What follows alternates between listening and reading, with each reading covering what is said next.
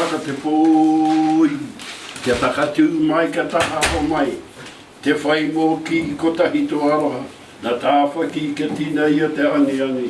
Kei runga te angi, ke raro te angi. Ka hore kau ka tangi wini, ka tangi wana ki taku mate ka riro. Pūne ki tū, pūne ki aro. Ko koe e noho ki te mato taku tāo nei. Pio, whano, haramai te toki, haumi e, hui e, tāheki e. Tangohia.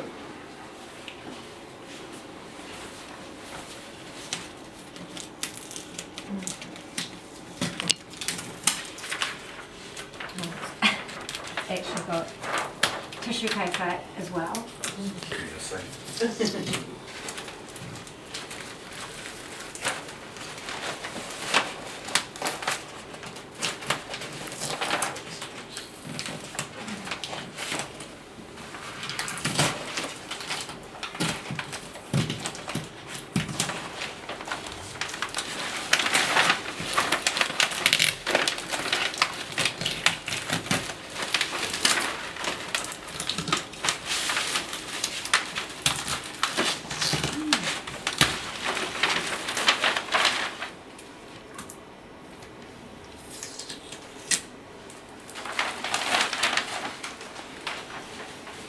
Whakatapu hoki tēnei,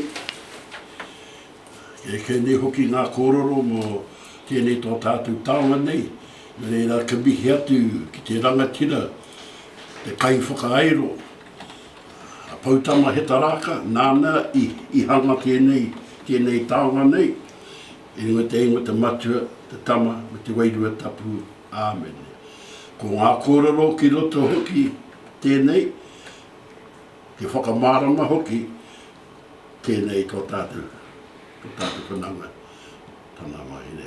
Te Wāhi Tirohia Oranga Whēkau, which explains the whole about this design here, which was Northland carver, Poutama Hetaraka, o Ngātiwai, Ngāi Tahu, kindly designed the Wāhi Tirohia Oranga Whēkau logo.